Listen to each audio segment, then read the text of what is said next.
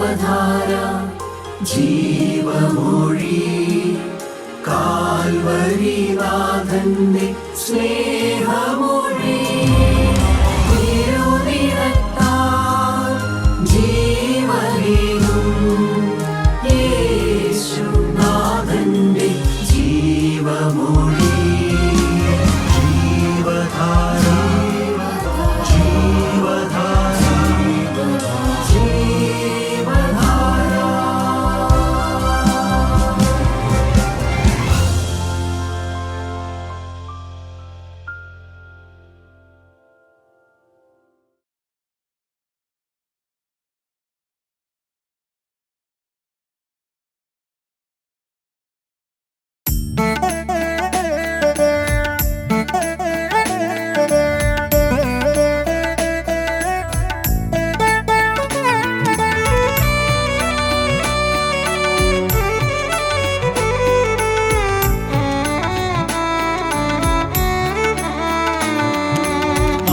ലോകം വിട്ട മരുവാസിയാം പരദേശിക്ക് സിയോൻ പുരി എന്നൊരു നാടുണ്ട്.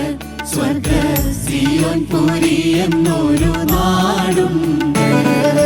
മായലോകം വിട്ട മരുവാസിയാം പരദേശിക്ക് സിയോൻ പുരി എന്നൊരു നാടുണ്ട്. സ്വർഗ സിയോൻ പുരി എന്നൊരു നാടുണ്ട്.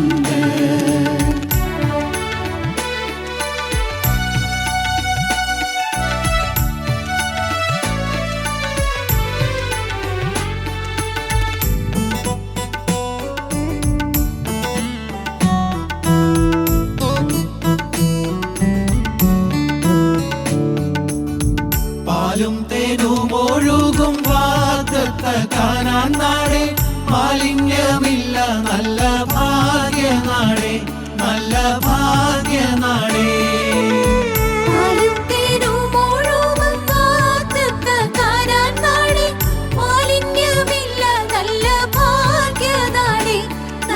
ഭാഗ്യനാടേ. മാലിന്യമില്ലാത്തവ പാപശാപങ്ങളില്ല, ചേലേഴും ഭക്തരിൻ വിശുദ്ധ നാടേ.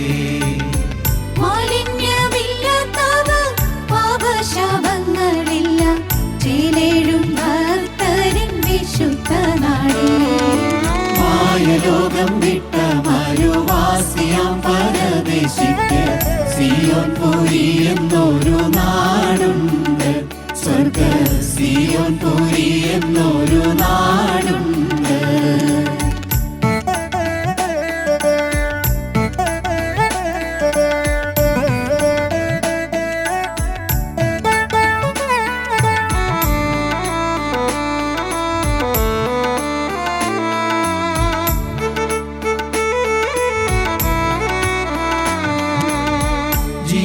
ജീവജലനദിയിൻ തീരത്ത് ജീവതരു ജീവഫലങ്ങളുമായി നിന്നിടുന്നു, ആ നിന്നിടുന്നു. ജീവജലനദിയിൻ തീരത്തു ജീവതരു ജീവഫലങ്ങളുമായി നിന്നിടുന്നു, ആ നിന്നിടുന്നു. രാവില്ല വിളക്കിനി ആദിത്യ ശോഭ വേണ്ട, ദേവും വിശുദ്ധ നിത്യരാജാക്കളാ. രാവില്ല വിളക്കിനി ആദിത്യ ശോഭ വേണ്ട, ദേവും വിശുദ്ധ നിത്യരാജാക്കളാ. മായലോകം വിട്ട മരുവാസിയാം പരദേശിക്ക് സിയോൻ പുരി എന്നൊരു നാടുണ്ട്. സ്വർഗ സിയോൻ പുരി എന്നൊരു നാടുണ്ട്.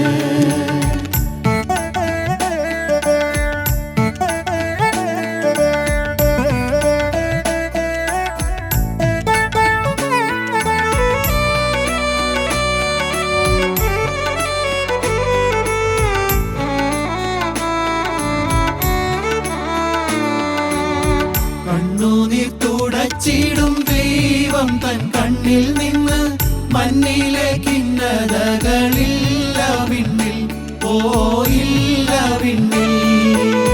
കണ്ണുനീർ തുടച്ചിടും ദൈവം തൻ കണ്ണിൽ നിന്ന്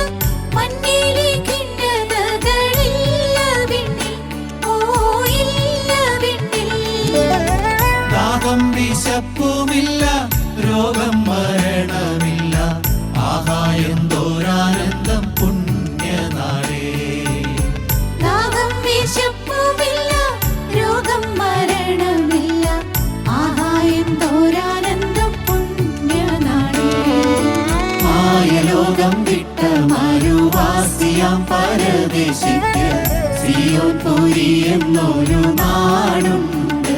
സ്വർഗ സിയോൻ പുരി എന്നൊരു നാടുണ്ട്.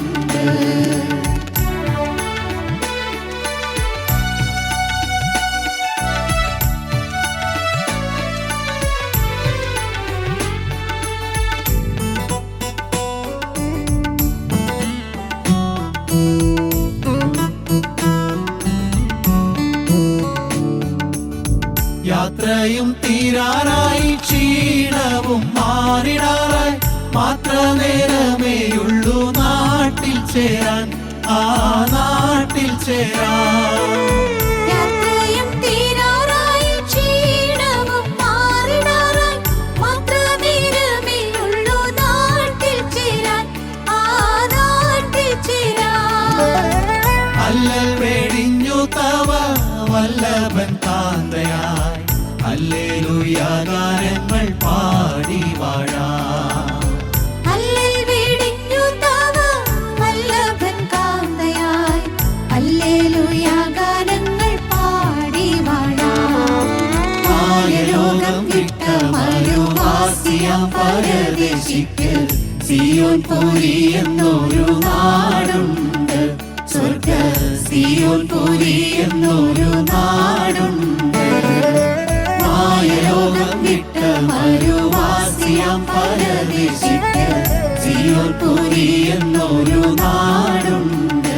സ്വർഗ സിയോൻ പുരി എന്നൊരു നാടുണ്ട്. ദൈവ തിരുനാമം മഹത്വപ്പെടുമാറാകട്ടെ. കർത്താവായ യേശുക്രിസ്തുവിൻ്റെ തിരുവചനം കേൾക്കുവാനായി കാതോർത്തിരിക്കുന്ന ഏവർക്കും എൻ്റെ സ്നേഹവന്ദനം. അപ്പോസ്തല പ്രവൃത്തികളുടെ പുസ്തകം 8-ാം അധ്യായത്തിൻ്റെ 30-ാമത്തെ വാക്യം നമുക്ക് വായിച്ചു കേൾക്കാം. ഫിലിപ്പോസ് ഓടിച്ചെല്ലുമ്പോൾ യെശയ്യാപ്രവാചകന്റെ പുസ്തകം വായിക്കുന്നത് കേട്ടു. നീ വായിക്കുന്നത് ഗ്രഹിക്കുന്നുവോ എന്ന് ചോദിച്ചതിന്, നീ വായിക്കുന്നത് ഗ്രഹിക്കുന്നുവോ? കർത്താവായ യേശുക്രിസ്തുവിൻ്റെ ശിഷ്യനായിരുന്ന ഫിലിപ്പോസ് വളരെ ഉന്നത ഉദ്യോഗസ്ഥനായിരുന്ന കന്നക്ക രാജ്ഞിയുടെ സകല ഭണ്ഡാരത്തിനും മേൽ വിചാരകനായിരുന്ന വളരെ മഹാനായിരുന്ന ഒരു വ്യക്തിയോട് ചോദിച്ച ചോദ്യമാണ്, നീ വായിക്കുന്നത് ഗ്രഹിക്കുന്നുവോ? അന്നത്തെ കാലത്ത് പുതിയ നിയമമില്ല, പഴയ നിയമം. വേദപുസ്തകം വായിച്ചുകൊണ്ടിരിക്കുകയായിരുന്നു ഈ മഹാനായ വ്യക്തി. ഇത്ര മഹാനായ ആ വ്യക്തി ഷണ്ണൻ അന്നത്തെ കാലത്ത് രാജഗൃഹങ്ങളിലെ ഭരണസ്ഥാനത്ത് ഷണ്ണന്മാരെ ആക്കുക പതിവുണ്ട്. കാരണം അവർ വിശ്വസ്തനാണ്, വളരെ എഫിഷ്യൻ്റാണ്, വളരെ സമർത്ഥമായിട്ട് കാര്യങ്ങൾ നിർവഹിക്കുവാൻ അവർക്ക് കഴിവുണ്ടോ എന്നുള്ളത് കൊണ്ട് പ്രധാനപ്പെട്ട കീ പോസ്റ്റുകളിലെല്ലാം ഷണ്ണന്മാരെ നിയമിക്കുക പതിവായിരുന്നു അന്നത്തെ കാലത്ത്. അദ്ദേഹത്തെക്കുറിച്ച് പറഞ്ഞിരിക്കുന്ന മഹാനും അവളുടെ സകല ഭണ്ഡാരത്തിനും മേൽ വിചാരകനുമായ ഒരു വ്യക്തിയെ കണ്ടു. വളരെ കുലീനമായ ആളത്വമുള്ളതായ, വ്യക്തിത്വമുള്ളതായ, നല്ല ഹൈ പോസ്റ്റിലുള്ളതായ, ഇന്നത്തെ രീതിയിൽ നമ്മൾ ചിന്തിച്ചാൽ ഒരു ചീഫ് ഫിനാൻസ് മിനിസ്റ്റർ എന്നൊക്കെ പറയാവുന്ന രീതിയിലുള്ളതായ ഒരു പോസ്റ്റിലുള്ള ആളായിരുന്നു ഈ ഷണ്ണൻ. ഷണ്ണൻ യെരുശലേമിൽ നമസ്കരിപ്പാൻ പോയിട്ട് തിരികെ പോകുന്ന വ്യക്തിയായിരുന്നു. അപ്പോൾ ഒരു ഭക്തി ജീവിതമുള്ള ആളായിരുന്നു. ദൈവത്തെ സേവിക്കണമെന്നും സ്നേഹിക്കണമെന്നും ന്യായപ്രമാണ പ്രകാരം ജീവിതം നയിക്കണമെന്നും എല്ലാം ആഗ്രഹമുള്ളതായ, നിഷ്ഠയുള്ളതായ ആ നല്ല വ്യക്തി യെരുശലേമിൽ നമസ്കരിക്കാൻ പോയിട്ട് തിരികെ പോകുന്ന സമയത്ത് തേരിലിരുന്ന് വേദപുസ്തകം വായിച്ചുകൊണ്ടിരിക്കുകയായിരുന്നു. അപ്പോഴാണ് യേശുക്രിസ്തുവിൻ്റെ വിശ്വസ്ത ശിഷ്യനായ, അവരുടെ സ്റ്റാറ്റസ് കമ്പയർ ചെയ്ത് കഴിഞ്ഞാൽ ഈ ഷണ്ണനേക്കാൾ എത്രയോ നിലവാരം കുറഞ്ഞതായ ജീവിത പശ്ചാത്തലമുള്ളതായ ഫിലിപ്പോസ്, അനന്തരം കർത്താവിൻ്റെ ദൂതൻ ഫിലിപ്പോസിനോട്, നീ എഴുന്നേറ്റ് തെക്കോട്ട് യെരുശലേമിൽ നിന്ന് ഗസയ്ക്കുള്ള നിർജ്ജനമായ വഴിയിലേക്ക് പോക എന്ന് പറഞ്ഞു. ദൈവത്തിൻ്റെ പരിശുദ്ധാത്മാവിനാൽ നയിക്കപ്പെടുന്ന വ്യക്തികളും ശുശ്രൂഷകന്മാരും ചോദ്യം ചെയ്യാതെ ദൈവത്തിൻ്റെ പരിശുദ്ധാത്മാവിനെ അനുസരിക്കേണ്ടവരാണ്. എന്തിനാണ് നിർജ്ജനമായ വഴിയിൽ കൂടി ഗസയ്ക്കുള്ള വഴിക്ക് പോകേണ്ടതെന്ന് ഫിലിപ്പോസ് ഒരു വാക്കുപോലും ചോദിക്കുന്നതായിട്ട് നമ്മൾ കാണുന്നില്ല. കാരണം ഫിലിപ്പോസിനറിയാം ദൈവത്തിൻ്റെ പരിശുദ്ധാത്മാവാണ് ഇത് തന്നോട് സംസാരിക്കുന്നതെന്ന്. അത് അന്ധമായ ഒരു വിശ്വാസമല്ല, അബദ്ധജടിലമായ കണ്ണും പൊട്ടിയുള്ള ഒരു വിശ്വാസമല്ല. പക്ഷേ ഉൾബോധ്യമുണ്ട് ആരാണ് തന്നോട് സംസാരിക്കുന്നതെന്ന്. യേശുവിൻ്റെ പരിശുദ്ധാത്മാവാണ് തന്നോട് സംസാരിക്കുന്നതെന്ന് അറിയാമായിരുന്ന ഫിലിപ്പോസ് ഒരു ചോദ്യവും കൂടാതെ ഗസയ്ക്കുള്ളതായ നിർജ്ജനമായ വഴിയിൽ കൂടി പോവുകയാണ്. അവിടെ ചെന്നിട്ട് എന്താണെന്നൊന്നും ഫിലിപ്പോസിന് അറിഞ്ഞുകൂടാ, അത് ചോദിക്കുന്നുമില്ല. ഫിലിപ്പോസിനറിയാം നിർജ്ജനമായ വഴിയിൽ കൂടി പോകാൻ പറഞ്ഞാൽ അവിടെ ചെന്ന് കഴിയുമ്പോൾ ബാക്കി കാര്യം ദൈവത്തിൻ്റെ പരിശുദ്ധാത്മാവ് നടത്തിക്കൊള്ളും. പരിശുദ്ധാത്മാവിനാൽ നടത്തപ്പെടുന്ന വ്യക്തികൾ എല്ലാം കണ്ടിട്ടല്ല ഒരു വഴിക്കിറങ്ങി പുറപ്പെടുന്നത്. ആഴിയെന്നറിഞ്ഞില്ല, ആഴമാരാഞ്ഞില്ല, അലകളെ ഞാൻ ഭയപ്പെട്ടില്ല എന്ന് പാട്ടുകാരൻ പാടുന്നത് പോലെ കരകാണാ കടലിലേക്ക് കർത്താവായ യേശു ക്രിസ്തുവിൻ്റെ മുഖത്ത് നോക്കി നടത്തുന്ന പരിശുദ്ധാത്മാവിനെ കണ്ടുകൊണ്ട് ഇറങ്ങിപ്പോകുന്ന യാത്രയാണ് ക്രിസ്തീയ ജീവിതം എന്ന് പറയുന്നത്. ക്രിസ്തീയ ജീവിതം വിശ്വാസ ജീവിതമാണ്. അതുകൊണ്ടാണ് വിശ്വാസികളുടെ പിതാവായ അബ്രഹാമിനെ വിളിച്ച് യഹോവയായ ദൈവം പറഞ്ഞു, ഞാൻ നിന്നെ കാണിപ്പാനിരിക്കുന്ന ദേശത്തേക്ക് പുറപ്പെടുക. അബ്രഹാം മറ്റൊന്നും ചിന്തിച്ചില്ല, കേട്ട ശബ്ദത്തെ അനുസരിച്ച് വിശ്വസിച്ചുകൊണ്ട് എവിടേക്ക് പോകുന്നതെന്ന് അറിയാതെ പുറപ്പെട്ടു എന്നാണ് നമ്മൾ വചനത്തിൽ വായിക്കുന്നത്. പ്രിയപ്പെട്ട സഹോദരങ്ങളെ, ക്രിസ്തീയ ജീവിതം എന്നും ഒരു സ്നേഹത്തെ കണ്ടുകൊണ്ടുള്ളതായ വിശ്വാസത്തോടെയുള്ള എടുത്തുചാട്ടമാണ്. ഇവിടെ ഫിലിപ്പോസ് ദൈവത്തിൻ്റെ ശബ്ദം കേട്ട് ആ വചനമനുസരിച്ച് ഗസയ്ക്കുള്ള നിർണയമായ ദേശത്തുകൂടി പോകുമ്പോഴാണ് ഈ എത്യോപ്യ രാജ്ഞിയുടെ ഷണ്ണനായ കന്നക്ക രാജ്ഞിയുടെ ഷണ്ണനായ ഈ വലിയ മനുഷ്യൻ തേരിലിരുന്ന് വേദപുസ്തകം വായിക്കുന്നത്. ഞാൻ ചിന്തിക്കുകയായിരുന്നു, എത്ര വലിയൊരു മനുഷ്യൻ നമസ്കരിക്കാൻ പോകുമ്പോഴല്ല, നമസ്കരിച്ചിട്ട് തിരികെ വരുമ്പോഴും വേദപുസ്തകം വായിച്ചുകൊണ്ടിരിക്കുകയാണ്. 30-ാമത്തെ വാക്യം നമുക്കൊന്നുകൂടി വായിക്കാം. ഫിലിപ്പോസ് ഓടിച്ചെല്ലുമ്പോൾ യെശയ്യാപ്രവാചകന്റെ പുസ്തകം വായിക്കുന്നത് കേട്ടു. അപ്പോൾ ഫിലിപ്പോസിന് കേൾക്കാൻ തക്കവണ്ണം ഷണ്ണൻ ഉച്ചത്തിലാണ് വായിക്കുന്നത്. പ്രിയപ്പെട്ട സഹോദരങ്ങളെ, ഫിലിപ്പോസ് ചേർന്ന് ആ തേരിനോട് ചേർന്ന് നടക്കാൻ ദൈവത്തിൻ്റെ പരിശുദ്ധാത്മാവ് പറഞ്ഞു. അതനുസരിച്ചു. നിർജ്ജനമായ വഴിയിൽ കൂടി പോകാൻ പറഞ്ഞു. പോയി അവിടെ ചെന്നപ്പോൾ ഒരു രഥം പോകുന്നു കണ്ടു. അതിൻ്റെ പിന്നാലെ ഓടിച്ചെന്നപ്പോൾ അതിലിരുന്ന ഒരാൾ വേദപുസ്തകം വായിക്കുന്നത് കേട്ടു. വായിച്ച ഭാഗമാണ് നമ്മൾ തുടർന്ന് വായിക്കുന്നത്. 32-ാം വാക്യം നമുക്ക് വായിക്കാം. തിരുവെഴുത്തിൽ അവൻ വായിച്ച ഭാഗമാവിത്: അറുക്കുവാനുള്ള ആടിനെ പോലെ അവനെ കൊണ്ടുപോയി രോമം കത്തിരിക്കുന്നവൻ്റെ മുമ്പാകെ മിണ്ടാതിരിക്കുന്ന കുഞ്ഞാടിനെ പോലെ അവൻ വായു തുറക്കാതിരുന്നു. അവൻ്റെ താഴ്ചയിൽ അവന് ന്യായം കിട്ടാതെ പോയി. അവൻ്റെ തലമുറയെ ആർ വിവരിക്കും? ഇത് വായിച്ചിട്ട് നിർത്തി ഉറക്കുകയാണ് വായിക്കുന്നത്. അതുകൊണ്ടാണല്ലോ ഫിലിപ്പോസ് കേട്ടത്. ഇത് ആരെക്കുറിച്ചായിരിക്കുമെന്ന് ചിന്തിച്ചിട്ട് ഷണ്ണന് ഒന്നും മനസ്സിലാകുന്നില്ല. അപ്പോഴാണ് ഫിലിപ്പോസ് ചേർന്ന് വരുന്നതായിട്ട് കാണുന്നത്. അപ്പോഴാണ് ഫിലിപ്പോസ് ചോദിക്കുന്നത്, നീ വായിക്കുന്നത് ഗ്രഹിക്കുന്നുവോ? പ്രിയപ്പെട്ട സഹോദരങ്ങളെ, വേദപുസ്തകം വായിക്കുന്നുണ്ട്, ഗ്രഹിക്കുന്നുണ്ടോ? ആരാധനകളിൽ സംബന്ധിക്കുന്നുണ്ട്, ഗ്രഹിക്കുന്നുണ്ടോ? ഗാനങ്ങൾ ആലപിക്കുന്നുണ്ട്, ഗ്രഹിക്കുന്നുണ്ടോ? കൂദാശികൾ അനുഷ്ഠിക്കുന്നുണ്ട്, അത് ഗ്രഹിക്കുന്നുണ്ടോ? അന്നത്തെ ആ ചോദ്യം ഇന്ന് ഓരോരുത്തരോടും ചോദിക്കേണ്ട പ്രസക്തമായ ഒരു ചോദ്യമാണ്. മകനെ, നീ വായിക്കുന്നത്, അനുഷ്ഠിക്കുന്നത്, ആചരിക്കുന്നത്, വിശ്വസിക്കുന്നത് നീ ഗ്രഹിക്കുന്നുണ്ടോ? അപ്പോഴാണ് വളരെ നിഷ്കളങ്കനായ മനുഷ്യൻ, വളരെ ആദരവോടെ ഞാൻ അദ്ദേഹത്തെ കാണുകയാണ്. അദ്ദേഹം ഇത്ര വലിയ ഒരു പോസ്റ്റിലിരുന്ന ആളാണെങ്കിൽ പോലും തുറന്ന് അദ്ദേഹം സംസാരിക്കുകയാണ്. ഈ 31-ാമത്തെ വാക്യം: ഒരുത്തൻ പൊരുൾ തിരിച്ചു തരാഞ്ഞാൽ എങ്ങനെ ഗ്രഹിക്കും എന്നവൻ പറഞ്ഞു. അവൻ തുറന്ന് സമ്മതിച്ചു, ആരെങ്കിലും ഇതിൻ്റെ അർത്ഥമെന്ന് പറഞ്ഞു തരാതെ എങ്ങനെയാണ് ഇത് ഗ്രഹിക്കാൻ? ഞാനൊന്നും ഗ്രഹിക്കുന്നില്ല. ഞാൻ സ്ഥിരം വേദപുസ്തകം വായിക്കുന്നുണ്ട്, സ്ഥിരമായിട്ട് യെരുശലേം ദേവാലയത്തിൽ നമസ്കരിപ്പാൻ പോകുന്നുണ്ട്. ഇതെൻ്റെ പതിവായുള്ള കാര്യമാണ്. ഞാൻ ഭക്തനായൊരു മനുഷ്യനാണ്. പക്ഷേ ഇതിൽ പറഞ്ഞിരിക്കുന്ന കാര്യങ്ങളൊന്നും എനിക്ക് ഗ്രഹിപ്പാൻ കഴിയുന്നില്ല. ആരെങ്കിലും ഒന്ന് പൊരുൾ തിരിച്ചു തന്നിരുന്നെങ്കിൽ വളരെ ഉപകാരമായിരുന്നു. പ്രിയമുള്ളവരെ, വാസ്തവമായ സത്യത്തെ അന്വേഷിക്കുന്ന ഏതൊരു മനുഷ്യനെയും സ്വർഗത്തിലെ ദൈവം കാണുന്നു. 53 സങ്കീർത്തനത്തിൻ്റെ 2 വാക്യത്തിൽ അവിടെ നമുക്ക് വായിക്കാം. 53 സങ്കീർത്തനം 2 വാക്യം.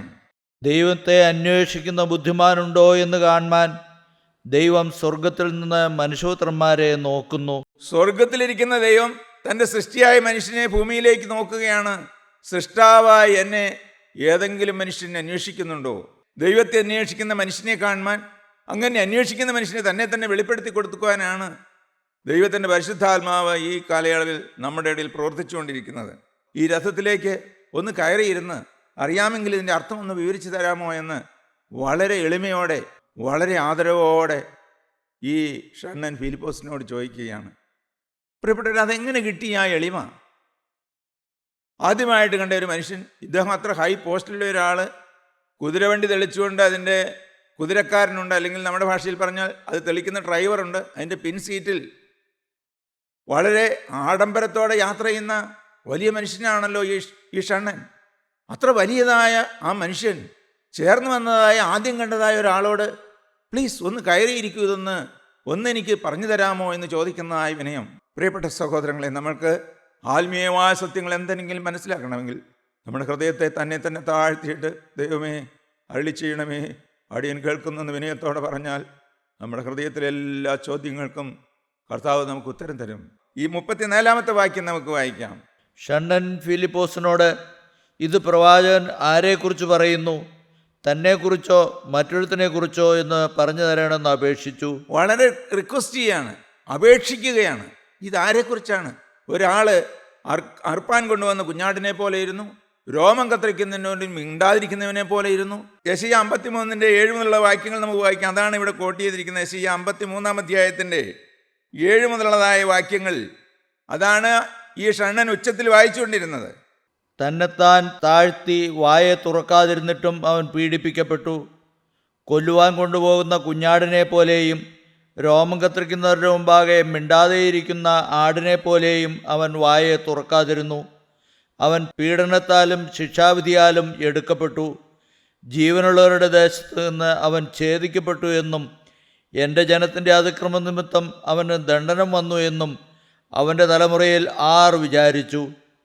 അവൻ സാഹസമൊന്നും ചെയ്യാതെയും അവൻ്റെ വായിൽ വഞ്ചനയൊന്നുമില്ലാതെയും ഇരുന്നിട്ടും അവർ അവന് ദുഷ്ടന്മാരോടുകൂടെ ശവക്കുഴി കൊടുത്തു. ഇത് വായിക്കുമ്പോൾ ആകെ ഷണ്ണന് മനസ്സിലായ ഒരു കാര്യമാണ്, കുറ്റം ചെയ്യാത്ത ഒരാൾ ശിക്ഷിക്കപ്പെടുന്നു.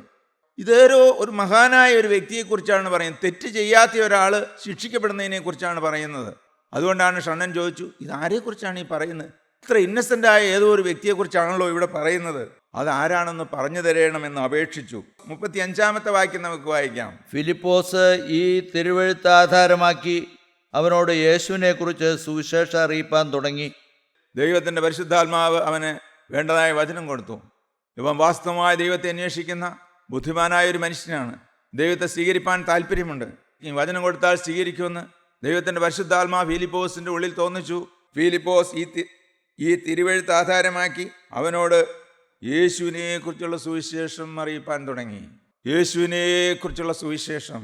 പ്രിയമുള്ളവരെ, വേദപുസ്തകത്തിൻ്റെ ആദ്യ താൾ മുതൽ അവസാനം വരെയും പഴയ നിയമത്തിലും പുതിയ നിയമത്തിലും തെളിവായും ഒളിഞ്ഞും സാദൃശ്യമായും നിഴലായും പുരളായും എല്ലാം വിവരിച്ചിരിക്കുന്നത് കർത്താവായ യേശു ക്രിസ്തു എന്ന പാപിയുടെ രക്ഷകനെ കുറിച്ചാണ്. നീ ഇത് വായിക്കുന്നുണ്ട്, പക്ഷേ നീ ഗ്രഹിക്കുന്നുണ്ടോ? വേദപുസ്തകം വായിക്കുന്നുണ്ട്, സങ്കീർത്തനങ്ങൾ വായിക്കുന്നുണ്ട്, പ്രിയമുള്ളവർ ഈ ഭാഗങ്ങളെല്ലാം നമ്മൾ വായിക്കുന്നുണ്ട്. പക്ഷേ ഗ്രഹിക്കുന്നു. എൻ്റെ ഉള്ളിൽ അടങ്ങിയിരിക്കുന്ന ഒരു വലിയ വ്യക്തിയുണ്ട്. ഒരു വ്യക്തിയെക്കുറിച്ചാണ് വേദപുസ്തകം ഉടനീളം പ്രിയമുള്ളവരെ നമ്മളോട് സംവാദിക്കുന്നത്. ആ വ്യക്തിയെക്കുറിച്ച് നിനക്ക് അറിവുണ്ടോ? നീ വായിക്കുന്നത് ഗ്രഹിക്കുന്നുവോ? പ്രിയപ്പെട്ട സഹോദരങ്ങളെ, നമ്മൾ ദേവാലയത്തിൽ പോകുന്നുണ്ട്, പ്രാർത്ഥനകൾ ചൊല്ലുന്നുണ്ട്, ഗീതങ്ങൾ ആലപിക്കുന്നുണ്ട്, കൂദാശകൾ അനുഷ്ഠിക്കുന്നുണ്ട്, ഭക്തിമാർഗങ്ങളിൽ കൂടി പോകുന്നുണ്ട്. പ്രിയപ്പെട്ട സഹോദര സഹോദരി, ഞാൻ വളരെ എളിമയോടെ ചോദിക്കട്ടെ, നീ വായിക്കുന്നത് ഗ്രഹിക്കുന്നുണ്ടോ?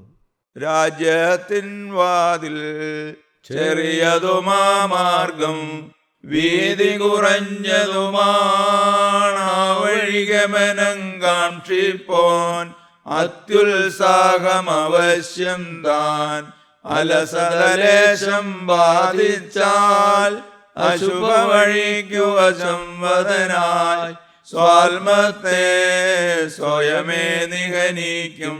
ഇത് പാടുന്നുണ്ട്, ഗ്രഹിക്കുന്നുണ്ടോ? ദൈവരാജ്യത്തിൻ്റെ വാതിൽ വളരെ ഇടുക്കമുള്ളതാണ്. അതിൽ കൂടി പോകണമെങ്കിൽ വളരെ സൂക്ഷ്മതയോടെ യാത്ര ചെയ്യണം. സൂക്ഷ്മതയോ ഇല്ലാതെ യാത്ര ചെയ്ത് അലസതയോടെ യാത്ര ചെയ്താൽ പെട്ടെന്ന് പാപം നമ്മളിലേക്ക് കടന്നു വരും. ആത്മത്തെ സ്വയമേ നിഹനിക്കും. ഇത് പാടുന്നുണ്ട്, ഗ്രഹിക്കുന്നുണ്ടോ? പ്രിയമുള്ളവരെ, ഈ വാക്യങ്ങളെല്ലാം നമ്മൾ വായിക്കുന്നുണ്ട്, കേൾക്കുന്നുണ്ട്, ചൊല്ലുന്നുണ്ട്, പറയുന്നുണ്ട്, അല്ല പ്രസംഗിക്കുന്നുണ്ട്. പക്ഷേ ഗ്രഹിക്കുന്നുണ്ടോ? ലൂക്കോസിൻ്റെ സുവിശേഷം 24-ാം അധ്യായത്തിൻ്റെ 27-ാമത്തെ വാക്യത്തിൽ ഈ ഫിലിപ്പോസ് പറഞ്ഞതായ കാര്യത്തിനോട് ചേർത്തുള്ള കാര്യമാണ്. അവിടെ തിരുവെഴുത്തുകളെ ആധാരമാക്കി യെരുശലേമിൽ നിന്ന് എമ്മൂസിലേക്ക് പോയ ശിഷ്യന്മാർ വാടി തളർന്നു പോയപ്പോൾ അവരെ പിന്നാലെ ചെന്ന് ഉണർത്തുന്നത് പ്രവാചക പുസ്തകങ്ങളിൽ അടങ്ങിയിരിക്കുന്ന കർത്താവായ യേശു ക്രിസ്തുവിനെ കുറിച്ച് അവർ വിവരിച്ചു കൊടുത്തുകൊണ്ടാണ്. 24-ാം അധ്യായത്തിൻ്റെ 27-ാം വാക്യം. മോശ തുടങ്ങി സകല പ്രവാചകന്മാരിൽ നിന്നും എല്ലാ തിരുവെഴുത്തുകളിലും തന്നെക്കുറിച്ചുള്ളത് അവർക്ക് വ്യാഖ്യാനിച്ചു കൊടുത്തു. എല്ലാ തിരുവെഴുത്തുകളിലും തന്നെക്കുറിച്ചുള്ളത്, കർത്താവായ യേശു ക്രിസ്തുവിനെ കുറിച്ചുള്ളത് ഈ എമ്മോസിലേക്ക് പോയ ശിഷ്യന്മാരെയൊക്കെ രണ്ടുപേർക്കും വളരെ വിശദമാക്കി കൊടുത്തു. ദൈവത്തിൻ്റെ സ്തോത്രം. ഈ തിരുവെഴുത്തുകളിൽ ആധാരമായിരിക്കുന്നതെല്ലാം കർത്താവായ യേശു ക്രിസ്തുവിനെ കുറിച്ചാണ്. അപ്പോസ്തലപ്രവൃത്തികളുടെ പുസ്തകം 10-ാം അധ്യായത്തിൻ്റെ 43-ാമത്തെ വാക്യത്തിൽ പത്രോസ്ലിയ കൊർന്നേലിയോസിൻ്റെ ഭവനത്തിൽ ചെന്ന് അവിടെ ശുശ്രൂഷ നടക്കുന്നതായിട്ട് നമുക്ക് കാണുവാൻ സാധിക്കും. അവിടെ കൊർന്നേലിയോസ് എന്ന് പറയുന്നതായ ആ വലിയ വ്യക്തി ചാർച്ചക്കാരെയും സ്വന്തക്കാരെയും എല്ലാം സ്വന്തം ഭവനത്തിൽ വിളിച്ച് ചേർത്ത് ദൈവത്തിൻ്റെ വചനം അവരെ അറിയിക്കുന്നതിന് വേണ്ടി വളരെ ഉത്സാഹത്തോടെ പത്രോസ്ലിഹായെ ക്ഷണിച്ചു. വീട്ടിൽ വന്നു.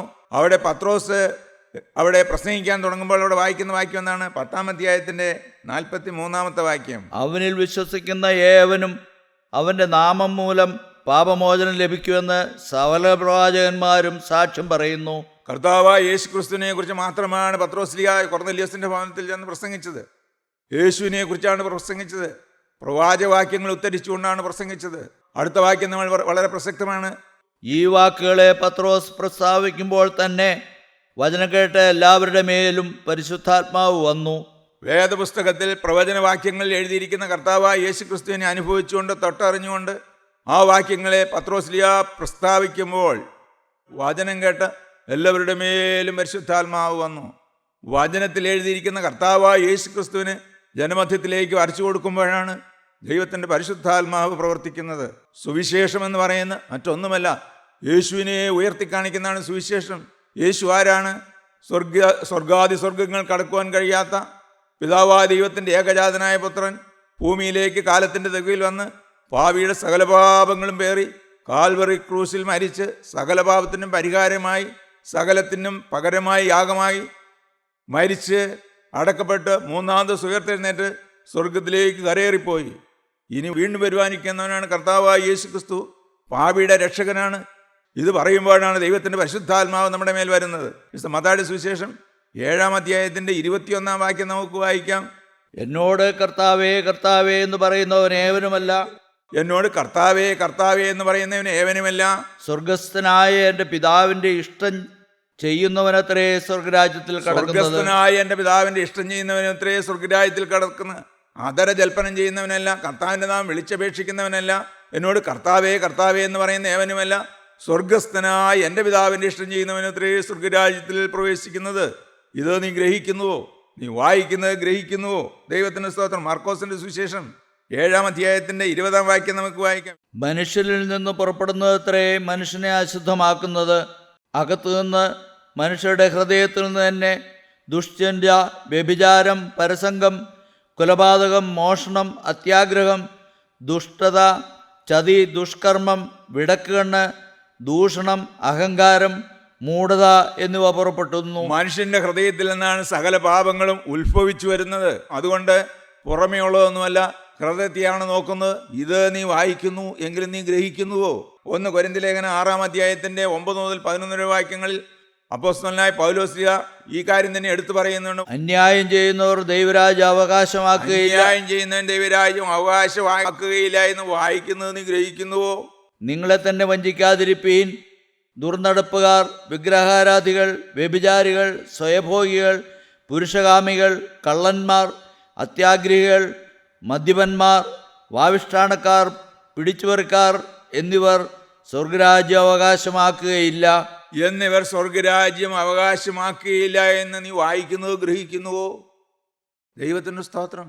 പ്രിയമുള്ളവരെ, വായിച്ചു പോയാൽ പോരാ, ഇത് ഗ്രഹിക്കണം. യെശയ്യാ പ്രവാചകന്റെ പുസ്തകം 1-ാം അധ്യായത്തിന്റെ 13 മുതൽ 16 വരെയുള്ളതായ വാക്യങ്ങൾ. ഇനി നിങ്ങൾ വ്യർത്ഥമായുള്ള കാഴ്ച കൊണ്ടുവരരുത്. ധൂപം എനിക്ക് വെറുപ്പാകുന്നു. അമാവാസ്യയും ശബത്തും സഭായോഗം കൂടുന്നതും നീതികേടും ഉത്സവയോഗവും എനിക്ക് സഹിച്ചുകൂടാ. പെരുന്നാളുകളും യോഗങ്ങളും ഒന്നും എനിക്ക് സഹിച്ചുകൂടാ. നീ ഇത് വായിക്കുന്നുവെങ്കിലും നീ ഇത് ഗ്രഹിക്കുന്നുണ്ടോ? നിങ്ങളുടെ അമാവാസികളെയും ഉത്സവങ്ങളെയും ഞാൻ വെറുക്കുന്നു. അവ എനിക്ക് അസഹ്യം. ഞാനവ സഹിച്ച് മുഷിഞ്ഞിരിക്കുന്നു. നിങ്ങൾ കൈമലർത്തുമ്പോൾ ഞാൻ എൻ്റെ കണ്ണ് മറച്ചു കളയും. നിങ്ങൾ കൈമലർത്തി എൻ്റെ മുഖത്തേക്ക് നോക്കി പ്രാർത്ഥിക്കുമ്പോൾ എൻ്റെ കണ്ണ് ഞാൻ മറച്ചു കളയും. നീ ഇത് വായിക്കുന്നുവെങ്കിൽ നീ സത്യം ഗ്രഹിക്കുന്നുണ്ടോ? നിങ്ങൾ എത്ര തന്നെ പ്രാർത്ഥന കഴിച്ചാലും ഞാൻ കേൾക്കയില്ല. നിങ്ങൾ എത്ര പ്രാർത്ഥന കഴിച്ചാലും ഞാൻ കേൾക്കുകയില്ല. ഇത് നീ വായിക്കുന്നു, പക്ഷേ നീ ഇത് ഗ്രഹിക്കുന്നുണ്ടോ? കാരണം എന്താണ് ഞാൻ പ്രാർത്ഥന കേൾക്കാതിരിക്കുന്നതിന് കാരണം എന്താണ്? നിങ്ങളുടെ കൈ രക്തം കൊണ്ട് നിറഞ്ഞിരിക്കുന്നു. നിങ്ങളെ കഴുകി വെടുപ്പാക്കുവീൻ. നിങ്ങളുടെ പ്രവൃത്തികളുടെ ദോഷത്തെ എൻ്റെ കൺമുമ്പിൽ നിന്ന് നീക്കിക്കളവീൻ. തിന്മ ചെയ്യുന്നത് മതിയാക്കുവീൻ. നന്മ ചെയ്യുവാൻ പഠിപ്പീൻ. ന്യായം അന്വേഷിപ്പീൻ. പീഡിപ്പിക്കുന്നവനെ നേർവഴിയാക്കുവീൻ. അനാഥന് ന്യായം നടത്തിക്കൊടുക്കുവീൻ. വിധവയ്ക്ക് വേണ്ടി വ്യവഹരിപ്പീൻ. ഇതെല്ലാം നിങ്ങൾ വായിക്കുന്നുവെങ്കിലും ഈ സത്യം നിങ്ങൾ ഗ്രഹിക്കുന്നുണ്ടോ? പാപത്തോട് യാത്ര പറയാതെ, പാപത്തോട് നോ എന്ന് പറയാതെ, പാപത്തോട് കൂട്ടുകൂടിക്കൊണ്ട് ദൈവസ്ഥനിൽ നിന്ന് എത്ര തന്നെ കൈമലർത്തി പ്രാർത്ഥിച്ചാലും ഞാൻ കേൾക്കുകയില്ല, എൻ്റെ മുഖം ഞാൻ മറച്ചു കളയും, തിരിച്ചു കളയും എന്നുള്ളത് നീ വായിക്കുന്നുണ്ടെങ്കിലും നീ ഗ്രഹിക്കുന്നുണ്ടോ? ഇതെല്ലാം നമ്മൾ ഒരു നെഗറ്റീവ് സൈഡായിട്ട് ചിന്തിച്ചു എന്ന് വരാം. 1 യോഹന്നാന്റെ ലേഖനം 1-ാം അധ്യായത്തിന്റെ 7-ാം വാക്യം. അവൻ വെളിച്ചത്തിൽ ഇരിക്കുന്നത് പോലെ നാം വെളിച്ചത്തിൽ നടക്കുന്നുവെങ്കിൽ നമുക്ക് തമ്മിൽ കൂട്ടായ്മയുണ്ട്. അവൻ്റെ പുത്രനായ യേശുവിൻ്റെ രക്തം സകല പാപവും പോക്കി നമ്മെ ശുദ്ധീകരിക്കുന്നു. അവൻ്റെ പുത്രനായ യേശുവിൻ്റെ രക്തം സകല പാപവും പോക്കി നമ്മെ ശുദ്ധീകരിക്കുന്നു. പ്രിയപ്പെട്ട സഹോദര, പാപ ജീവിതത്തിൽ നയിക്കുന്നവനെ, പാപത്താൽ വലയുന്നവനെ, പാപഭാരം പേറുന്നവനെ, പാപബോധത്താൽ തല കൊണ്ടിട്ടിരിക്കുന്നവനെ, നീ ഇത് വായിക്കുന്നുവെങ്കിലും നീ ഇത് ഗ്രഹിക്കുന്നുണ്ടോ? കർത്താവായ യേശുവിൻ്റെ രക്തം സകല പാപവും പോക്കി നമ്മെ ശുദ്ധീകരിക്കുന്നു. അപ്പോസ്തല പ്രവൃത്തികൾ 4-ാം അധ്യായത്തിന്റെ 12-ാം വാക്യം. മറ്റൊരുത്തനിലും രക്ഷയില്ല. നാം രക്ഷിക്കപ്പെടുവാൻ ആകാശത്തിൻ കീഴിൽ മനുഷ്യരുടെ ഇടയിൽ നൽകപ്പെട്ട വേറൊരു നാമവുമില്ല. രക്ഷാമാർഗം വേറെയില്ല. മറ്റാരെയും വിളിച്ചിട്ട് കാര്യമില്ല, പരിശുദ്ധന്മാരെ വിളിച്ചിട്ട് കാര്യമില്ല. രക്ഷിക്കപ്പെടുവാൻ പിതാവാദിയും പാപിയായ മനുഷ്യൻ നൽകിയിരിക്കുന്ന തൻ്റെ ഏകജാതനായ പുത്രൻ്റെ ഏകനാമം യേശുവിൻ്റെ നാമം. നീ ഇത് വായിക്കുന്നുവെങ്കിൽ നീ ഗ്രഹിക്കുന്നുണ്ടോ? യോഹന്നാന്റെ സുവിശേഷം 3-ാം അധ്യായത്തിന്റെ 16-ാം വാക്യം നമുക്ക് വായിക്കാം. തൻ്റെ ഏകജാതനായ പുത്രനിൽ വിശ്വസിക്കുന്ന ഏവനും നശിച്ചു പോകാതെ നിത്യജീവൻ പ്രാപിക്കേണ്ടതിന് ദൈവം അവന് നൽകുവാൻ തക്കവണ്ണം ലോകത്തെ സ്നേഹിച്ചു. ഏതൊരു മനുഷ്യനും തൻ്റെ ഏകജാതനായ പുത്രനിൽ വിശ്വസിക്കുന്ന ഏവനും നശിച്ചു പോകാതെ നിത്യജീവൻ പ്രാപിക്കേണ്ടതിന് ദൈവം അവന് നൽകുവാൻ തക്കവണ്ണം ലോകത്തെ സ്നേഹിച്ചു, എന്നെ സ്നേഹിച്ചു. ഈ സത്യം നിങ്ങൾ വായിക്കുന്നുവെങ്കിലും ഗ്രഹിക്കുന്നുണ്ടോ? വലതുഭാഗത്തെ കള്ളനെക്കുറിച്ച് വായിക്കുന്നുണ്ട്. അവൻ എല്ലാ തിന്മയും ചെയ്ത് അവസാനം വരെയും സകല പാപത്തിലും ജീവിച്ച് കർത്താവായ യേശു ക്രിസ്തുവിൻ്റെ ഇടതും വലതുമായി ക്രൂശിക്കപ്പെട്ട 2 കള്ളന്മാരുടെ ആ കൂട്ടത്തിൽ വലതുഭാഗത്തെ കള്ളൻ അവൻ അവസാനം പറഞ്ഞു, യേശുവേ, നീ രാജ്യത്വം പ്രാപിച്ചു വരുമ്പോൾ എന്നെ കൂടി ഓർക്കണമേ. അപ്പോൾ കർത്താവ് പറഞ്ഞു, ഇന്ന് നീ എന്നോടുകൂടെ പർദീസയിലിരിക്കും. നീ ഇത് വായിക്കുന്നുവെങ്കിലും നീ ഇത് ഗ്രഹിക്കുന്നുണ്ടോ? സ്തോത്രം. തൻ്റെ അടുക്കിലേക്ക് അടുത്ത് വരുന്ന പാപിയെ 2 കൈയും നീട്ടി സ്വീകരിച്ച് ചുടുചുംബനം കൊടുത്ത് തൻ്റെ രക്തത്താൽ കഴുകി വിശുദ്ധീകരിച്ച് ജീവന്റെ പുസ്തകത്തിൽ പേരെഴുതി സ്വർഗരാജ്യത്തിൻ്റെ അവകാശിയാക്കി തീർക്കുന്ന ഈ സത്യവചനം പ്രിയമുള്ളവരെ നിങ്ങൾ വായിക്കുന്നുണ്ടെങ്കിലും വിശ്വസിക്കുന്നുണ്ടോ? സ്തോത്രം. പ്രിയമുള്ളവരെ, ലളിതമായ വിശ്വാസമാണ് ക്രിസ്തീയ ജീവിതം. എൻ്റെ രക്ഷകനിൽ ഞാൻ വിശ്വസിക്കുന്നു. കർത്താവായ യേശു ക്രിസ്തു എനിക്ക് വേണ്ടി രക്തം ചിന്തി. ആ രക്തത്തിൽ ഞാൻ വിശ്വസിക്കുന്നു. ആ രക്തത്താൽ എനിക്ക് സ്വർഗരാജ്യത്തിലേക്ക് പ്രവേശനമുണ്ട്. ഈ ലളിതമായ കാര്യം ഷണ്ണൻ കേട്ടു, അതവൻ വിശ്വസിച്ചു. ഫിലിപ്പോസിൻ്റെ വാക്കുകൾ അവൻ വിശ്വസിച്ചു. അന്ന് അവൻ ദൈവത്തിലായി തീർന്നു. നമുക്ക് തലവണക്കാം. കാരുണ്യവാനായ കർത്താവേ, സ്നേഹമുള്ള ദൈവമേ, ഈ സത്യവചനത്തിൻ്റെ ഏടുകളിൽ കൂടി പല കാര്യങ്ങൾ എഴുതി വെച്ച് ഞാൻ നാളുകളായി വായിച്ചിട്ടുണ്ട്. ഈ കാലം അത്രയും ഞാൻ വായിച്ചിട്ടും ഇതൊന്നും ഗ്രഹിച്ചിട്ടില്ല. കർത്താവേ, എന്ന സത്യം ഞാൻ ഗ്രഹിക്കുന്നു. നീ എനിക്ക് വേണ്ടി ക്രൂശിൽ മരിച്ചുവെന്നും എൻ്റെ സകല പാപങ്ങളും നിൻ്റെ പരിശുദ്ധമായ രക്തത്താൽ കഴുകപ്പെടുമെന്നും അതിന്മൂലം എനിക്ക് സ്വർഗരാജ്യത്തിലേക്കുള്ള പ്രവേശനമുണ്ടെന്നുള്ള ആ മഹാസത്യം ഞാൻ വായിച്ചത് എന്ന് ഞാൻ ഗ്രഹിക്കുന്നു. എൻ്റെ ജീവിതം ഞാൻ തൃപ്പാദത്തിൽ ഞാൻ സമർപ്പിക്കുന്നു. തിരുരക്തത്താൽ എന്നെ കഴുകണമേ. സ്വർഗരാജ്യത്തിൽ എനിക്ക് അവകാശം തരണമേ. എൻ്റെ പേരും ജീവൻ്റെ പുസ്തകത്തിൽ എഴുതണമേ. കർത്താവേ, നീ രണ്ടാമത് വരുമ്പോൾ എന്നെയും കൂടി നീ ഓർത്തു കൊള്ളണമേ. യേശു ക്രിസ്തുവിൻ്റെ നാമത്തിൽ അപേക്ഷിക്കുന്നു. കൃപയോടെ കേൾക്കണം പിതാവേ. ആമീൻ.